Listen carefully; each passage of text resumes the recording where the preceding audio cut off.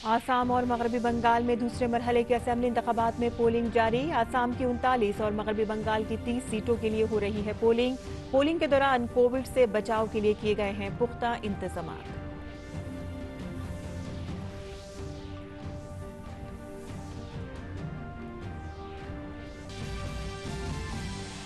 5 रियासतों में इंतखाबी मुहिम उरूज पर। वजीर आजम आज आसाम और मगरबी बंगाल में करेंगे इंतखाबी रैलियां। वजीर दाखिला अमित शाह पुडुचेरी में और बीजेपी सदर जेपी नड्डा केरल में करेंगे road show. Congress leader Rahul Gandhi भी केरल में करेंगे इंतखाबी रैलियां।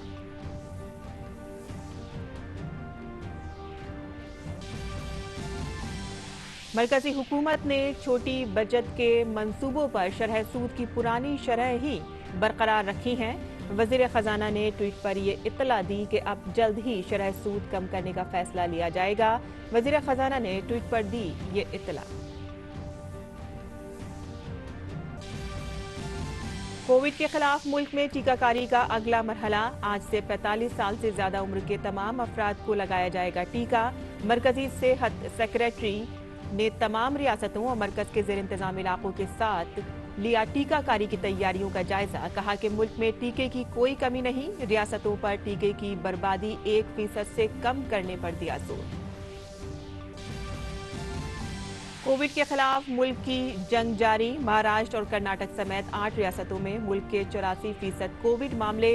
महाराष्ट्र के नंदुबार में 15 अप्रैल तक लॉकडाउन। मध्य प्रदेश में महाराष्ट्र से मुत्तसिल अजला में बसों पर 15 अप्रैल तक पाबंदी। रियासत में नहीं खुलेंगे स्कूल।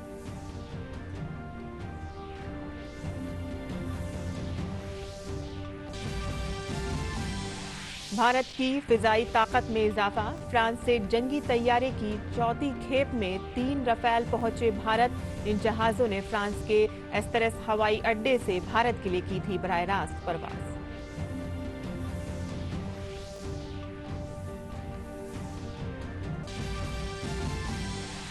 पैन कार्ड को आधार से जोड़ने की आखिरी तारीख में 3 माह की तौसी। अब आखिरी तारीख 30 जून। कोरोना के बढ़ते मामलात के पेश नजर किया गया ये फैसला।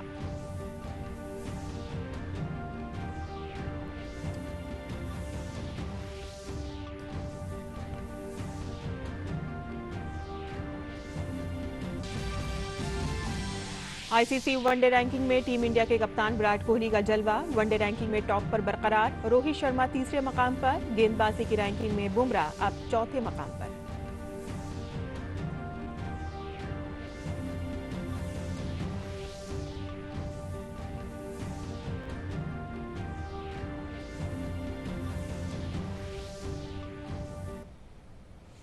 आदाब नाज़रीन, खबरनामे में आपका इस्तकबाल है। मैं हूं साइमा खान। अब खबरें तफसील से।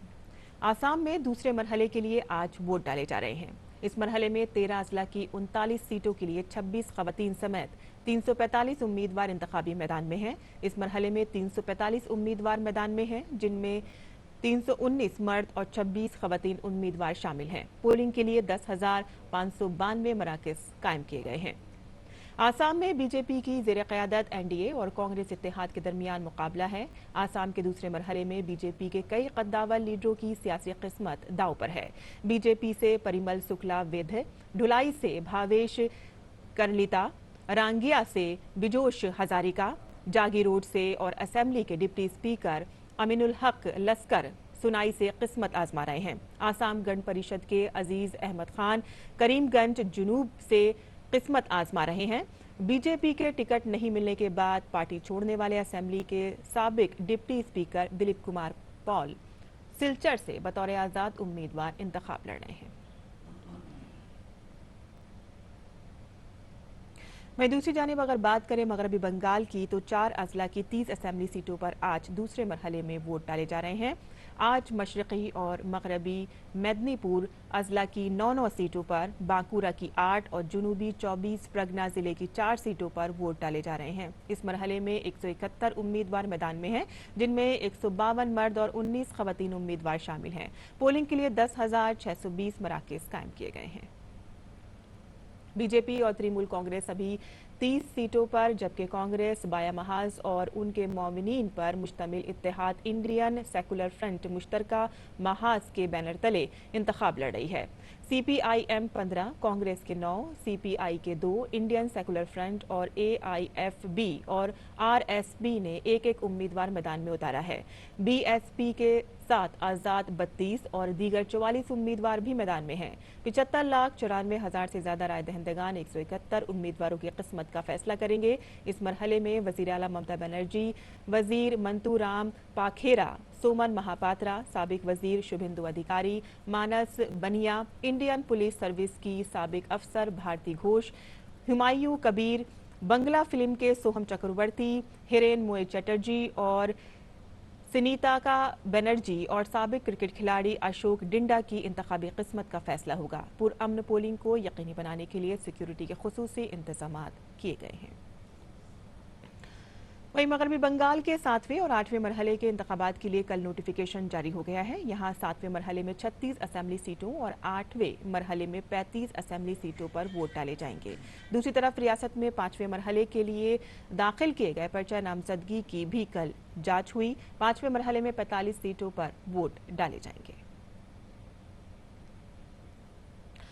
आगे बढ़ते हैं, जहां वजीर आज़म नरेंद्र मोदी ने आसाम असेंबली इंतखाबात के दूसरे मरहले में वोट डालने के लिए सभी अहल उम्मीदवारों से अपील की है कि उन्होंने कहा है कि राय दहिंदगान जमहूरियत के इस जश्न में अपना ताउन दें। एक ट्वीट में वजीर आज़म नरेंद्र मोदी ने मगरबी बंगाल के वोटरों से भी अपील की है कि वो आज रियासत में हो रही पोलिंग में रिकॉर्ड तादाद में हिस्सा लें। वहीं बीजेपी सदर जेपी नड्डा ने ट्वीट करके कहा है कि आसाम असेंबली इंतखाबात के लिए आज पोलिंग का दूसरा दौर है। सभी राय दहिंदगान से मेरी अपील है कि वो अपना वोट जरूर डालें और जमहूरियत के इस त्यौहार में हिस्सेदार बने। इस दौरान सोशल डिस्टेंसिंग के उसूल पर अमल करने के साथ ही मास्क जरूर पहनें।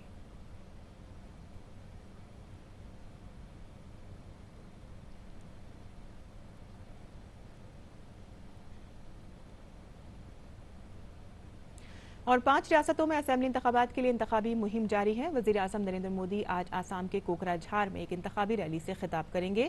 कोकराझार में 6 अप्रैल को वोट डाले जाएंगे। बाद में वजीर आज़म जनूबी 24 परगना जिले के जयनगर और हावड़ा के उलूबेरिया भी इंतखाबी रैली से खिताब करेंगे।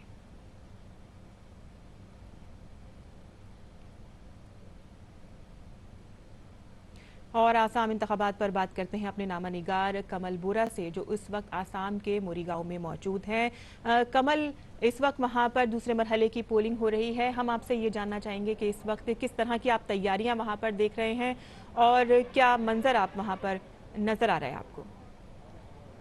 जी, मंजर बिल्कुल साफ है। यहाँ पे सुबह 7 बजे से जैसे पोलिंग यहाँ पे आसाम के जो 39 कॉन्स्टिट्यूंसी में स्टार्ट हुआ था, लेकिन यहाँ के अगर लोगों की जो लाइन की अगर बात करेगा, क्यू की बात करें, तो ये लगभग 5-5:30 बजे से यहाँ पे दिखने को मिल रहा था। तमाम पोलिंग स्टेशन में हम यहाँ पे आते समय दिखा लंबे लंबे लाइन यहाँ पे लगा हुआ था। तो ये एक चीज जाहिर करता है कि किस तरीके का एंथुजियाज्म लोगों के मन में है, क्योंकि इस बार देखिए आसाम इलेक्शन जो डिपार्टमेंट है या फिर इलेक्शन कमीशन ऑफ इंडिया अगर कहे, तो ये इस बार पोलिंग परसेंटेज जो है, जितने भी पोल बाउंड स्टेट है सभी में ये पोलिंग जो परसेंटेज है इसको बढ़ाने की जो ये कोशिश की है, जितने भी अवेयरनेस किया है, आसाम में भी इसको अमल किया गया है। काफी यहाँ पे अवेयरनेस कैंपेन किया गया है ताकि यहाँ पे जो 85% 2016 के इलेक्शन में जो 85% टर्नआउट थे उसको बढ़ा सके। और इसी को हम देखते हुए इस बार जिस तरीके का हम लोग यहाँ पे कतारें देख रहे हैं सुबह से, तो ये एक जाहिर करता है, ये एक बात साफ करता है कि लोगों के मन में काफी एंथुजियाज्म है। और आज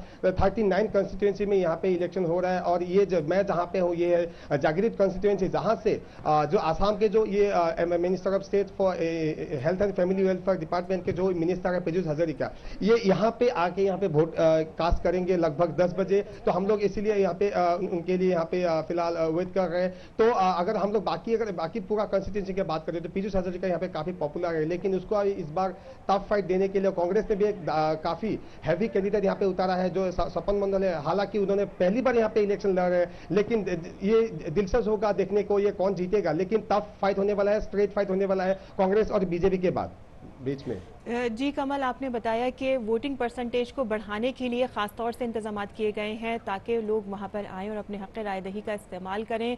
और इसी के साथ ही मगरबी बंगाल से हमारे साथ नंदीग्राम से मौजूद हैं शैलेंद्र, जो इस वक्त हमसे बात करने के लिए वहां पर हैं। शैलेंद्र, काफ़ी हाई प्रोफाइल वो सीट है नंदीग्राम की जिसमें आज सख्त मुकाबला देखने को मिलेगा, जहां बराह रास्त ममता बनर्जी और शुभेंदु अधिकारी के दरमियान फाइट है। किस तरह का आप माहौल वहां पर देख रहे हैं, हम आपसे जानना चाहेंगे।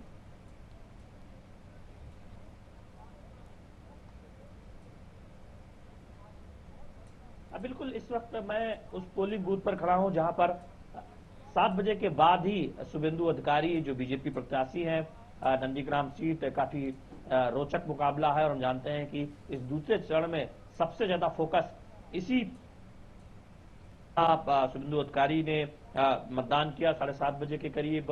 और ये नंदीग्राम है जहां पर ममता बनर्जी और शुभेंदु अधिकारी के बीच जो टक्कर है उस पर सभी की निगाहें लगी हुई हैं।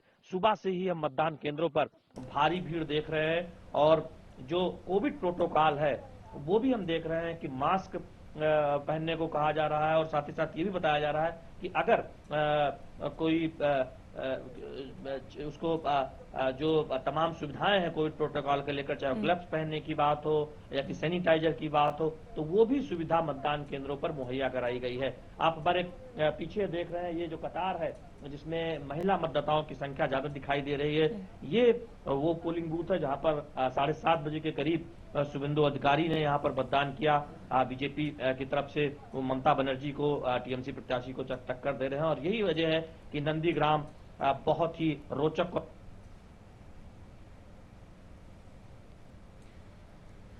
लगता है कि शैलेंद्र से हमारा राब्ता मुनक़ता हो गया है, लेकिन हमारे साथ इस वक्त कमल भी मौजूद हैं जो आसाम से हमारे साथ हैं। कमल, आपने देखा कि शैलेंद्र ने हमें बताया कि काफ़ी सख्त मुकाबला वहाँ पर है नंदीग्राम की सीट पर, और ख़ास तौर पे वो हमको दिखा रहे थे कि वहाँ पर ख़वातीन जो हैं वो बड़ी तादाद में वहाँ पर लाइन में लगी हुई हैं और वोटिंग कर रही हैं। कमल, हम आपसे जानना चाहेंगे कि क्या वहाँ पर भी ख़वातीन की तादाद है और लोग जो हैं वो कौन सा ऐसा मुद्दा है जिसको जहन में रखकर वोटिंग कर रहे हैं? जी बिल्कुल, देखिए मैंने पहले ऑलरेडी बताया है कि जिस तरीके का कतारें यहाँ पे सुबह से देखने को मिल रहा था, ये जो यहाँ के लोगों को एंथुजियाज्म को जो समझाने की कोशिश करता है, हम लोग इससे ये मालूम कर सकते हैं कि बहुत एंथुजियाज्म है लोगों के मन में।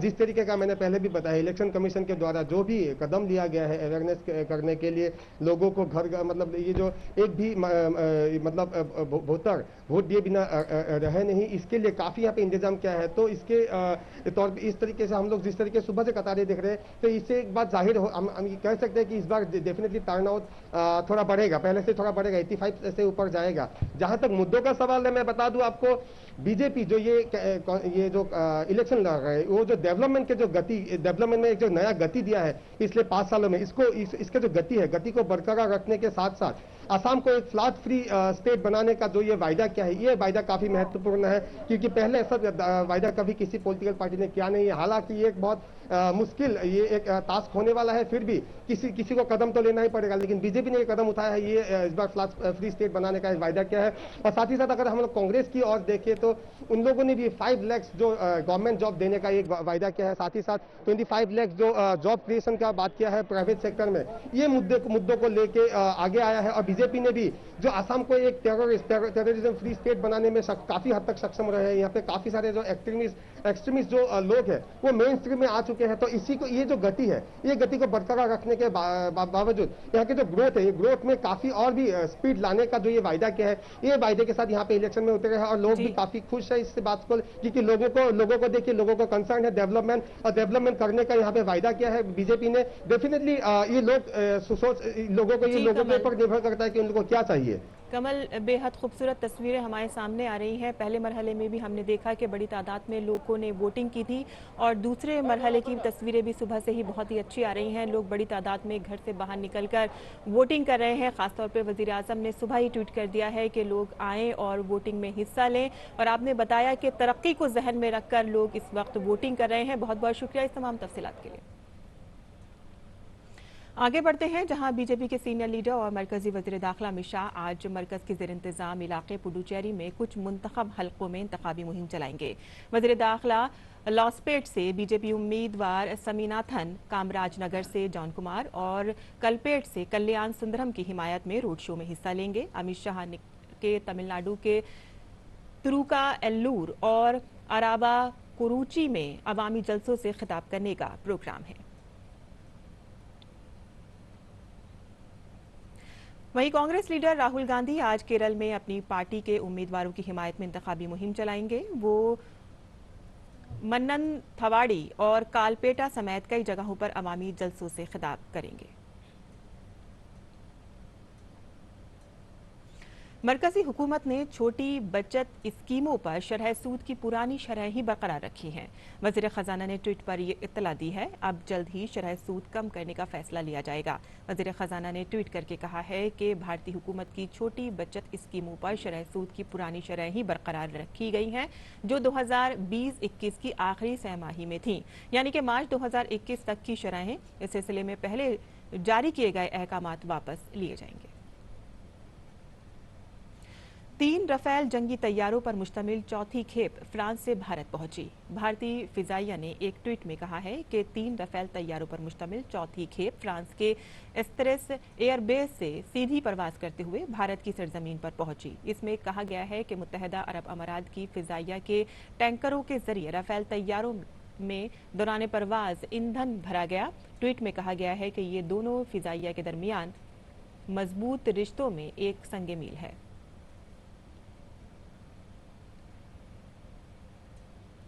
पैन कार्ड को आधार कार्ड से जोड़ने की आखिरी तारीख में 3 महीने की तौसीक की गई है। इसीलिए अब इसकी आखिरी तारीख 30 जून हो गई है। ये तौसीक कोरोना के बढ़ते मामलों के पेश नज़र की गई है। पैन कार्ड को आधार कार्ड से लिंक कराने के लिए इनकम टैक्स महकमे की वेबसाइट पर जाकर लिंक किया जा सकता है। इसके अलावा महकमे के जरिए जारी किए गए नंबर पर SMS भेजकर भी इन दोनों दस्तावेजात को आपस में लिंक किया जा सकता है। अगर पैन कार्ड को आधार कार्ड के साथ लिंक नहीं किया जाता तो कोई भी बड़ा लेन देन नहीं किया जा सकेगा। और अब बात करते हैं कोरोना की, जहां 16 जनवरी से मुल्क भर में शुरू हुई कोरोना टीकाकारी मुहिम अब नए मरहले में पहुंच गई है। आज से 45 साल से ज्यादा उम्र वालों की टीकाकारी शुरू हो गई है, यानी कि अब 45 साल से ज्यादा उम्र के सेहतमंद अफराद भी वैक्सीन लगवा सकते हैं। पहले ये हद 60 साल से ज्यादा उम्र वाले लोगों और 45 साल से ज्यादा उम्र वाले संगीन बीमारी से मुतासिर लोगों तक महदूद थी। इसके अलावा वजारत सेहत ने बताया है कि दोपहर 3 बजे के बाद टीकाकारी मराकज पर वॉकिंग रजिस्ट्रेशन की सहूलत दी जा रही है, यानी कि अगर आप टीके के लिए ऑनलाइन रजिस्ट्रेशन नहीं कराते हैं तो आप दोपहर 3 बजे के बाद टीकाकारी मरकज पर जाकर ऑन द स्पॉट रजिस्ट्रेशन कराकर टीके लगवा सकते हैं। 3 बजे से कबल सिर्फ प्री रजिस्टर्ड लोगों को ही टीका लगाया जाएगा। मरकजी हेल्थ सेक्रेटरी ने रियासतों और मरकज के जेर इंतजाम इलाकों के साथ टीकाकारी मुहिम की तैयारियों का जायजा लिया। उन्होंने कहा कि मुल्क में टीके की कोई कमी नहीं है और मरकज रियासतों को सप्लाई जारी रखेगा। उन्होंने रियासतों से टीके की बर्बादी को 1% तक लाने पर जोर दिया है। 8 रियासतों यानी कि महाराष्ट्र, छत्तीसगढ़, कर्नाटक, केरल, तमिलनाडु, गुजरात, पंजाब और मध्य प्रदेश में कोविड-19 के मामलात रोजाना बढ़ रहे हैं। इन रियासतों से कुल 84.73% नए मामलात की तौसीक हुई है। और कोविड-19 की वबा पर मौसर तरीके से काबू पाने के लिए वजारत दाखिला की रहनुमा हिदायत आज से नाफिज हो जाएंगी और 30 अप्रैल तक नाफिज रहेंगी। इन रहनुमा हिदायत में खुसूसी जोर वबा की रोकथाम में मिली बड़ी कामयाबी को मजीद तक़वियत देना है। वबा की रोकथाम में मिली कामयाबी एक्टिव मामलात की तादाद में गुज़िश्ता 5 महीनों से आ रही मुसलसल कमी की शक्ल में वाज़ेह तौर पर देखी जा सकती है। मुल्क के कुछ हिस्सों में कोविड-19 के मामलात में फिर से आ रही तेज़ी को पेश नज़र रखते हुए वजारत दाखिला की ताज़ा रहनुमा हिदायत में रियासती हुकूमतों और मरकज़ के ज़ेर इंतज़ाम इलाकों के लिए जाँच, निगरानी और इलाज पर सख्ती से अमल करना ज़रूरी हो गया है। रियासतों और मरकज़ के ज़ेर इंतज़ाम इलाकों को ये भी यकीनी बनाना होगा कि लोग कोविड से मुतालिक एहतियात बरतें और सभी उम्र के लोगों के लिए टीकाकारी मुहिम तेज की जाए।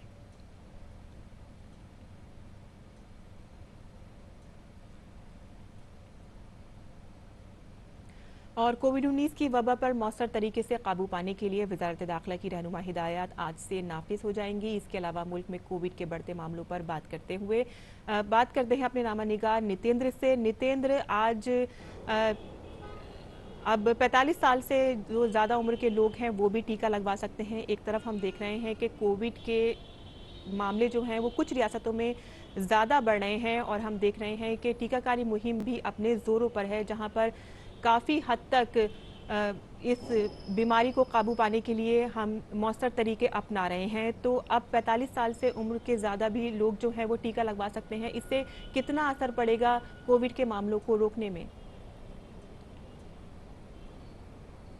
देखिए, एक बहुत बड़ा इसका असर होगा अगर हम बात करें कि अगर 45 साल से ज़्यादा की उम्र लोग जितनी जल्द से जल्द टीकाकरण में हिस्सा लेते हैं, उनका टीकाकरण होता है, तो निश्चित तौर पे एक तो संक्रमण के चेन को तोड़ने में मदद मिलेगी। जो दूसरी बात है, हॉस्पिटल में जो संक्रमण के बाद एडमिट करने की बात होती थी या फिर जो डेथ होती थी, उसमें देखा गया है कि सबसे ज़्यादा अगर टोटल डेथ में देखें तो 90% जो डेथ होती थी वो 45 साल से अधिक उम्र के लोगों की होती थी। तो ऐसे में डेथ को भी रोका जा सकता है, अस्पताल में भर्ती को कम किया जा सकता है और संक्रमण के चेन को तोड़ने में मदद मिलेगी। तो निश्चित तौर पे एक बड़ा कदम है और लोगों को इंतजार भी था कि 45 साल से अधिक उम्र को उनको वैक्सीन भी मिलने लगे।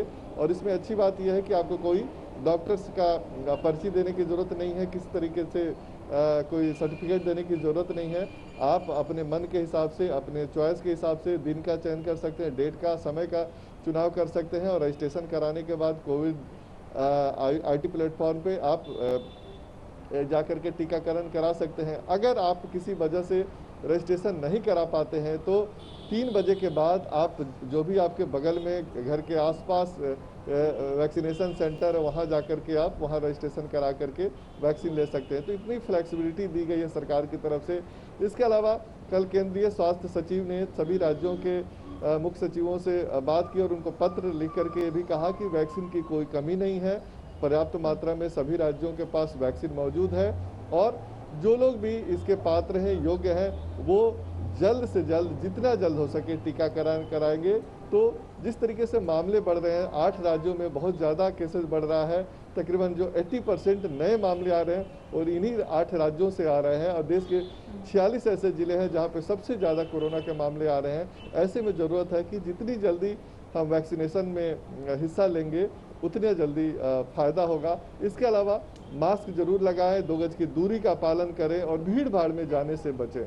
जी नितेंद्र, जो रहनुमा हिदायत अब सख्ती से नाफिज की गई हैं उन पर भी अमल किया जाए और ख़ास तौर पे अब टीकाकारी की जो मुहिम है वो भी आगे बढ़ती जा रही है और उसमें सहूलतें भी काफ़ी दी जा रही हैं। जिन्होंने ऑनलाइन रजिस्ट्रेशन नहीं कराया है वो ऑन द स्पॉट जाकर भी टीका लगवा सकते हैं। बहुत बहुत शुक्रिया इस तमाम तफसील के लिए। और बात करते हैं जम्मू कश्मीर की, जहां जम्मू कश्मीर में 2021 की अमरनाथ यात्रा के लिए पेश की रजिस्ट्रेशन की शुरुआत आज से हो गई है। 37 रियासतों और मरकज़ के ज़ेर इंतज़ाम इलाकों के Punjab national bank, Jammu and Kashmir bank और येस बैंक की 446 शाखों में रजिस्ट्रेशन होगा। यात्रा 28 जून से शुरू होगी और 22 अगस्त को ख़त्म होगी।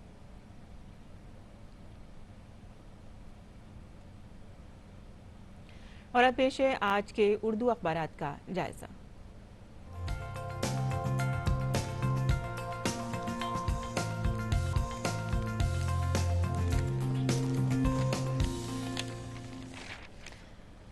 तो आज दिल्ली से शाये उर्दू के अखबारात में सबसे पहले नज़र डाल लेते हैं रोज़नामा इनकलाब की खबरों पर, जिसके एक अहम सुर्खी है फूड प्रोसेसिंग इंडस्ट्री में पैदावार पर मबनी तरकीबी स्कीम मंजूर कर ली गई है। वज़ीर-ए-आज़म नरेंद्र मोदी के ज़ेर सदारत बुध के रोज़ मुनक़िदा काबीना के इजलास में इस स्कीम के लिए 1900 करोड़ रुपए की सब्सिडी फराहम करने की तजवीज़ को मंजूरी दी गई है।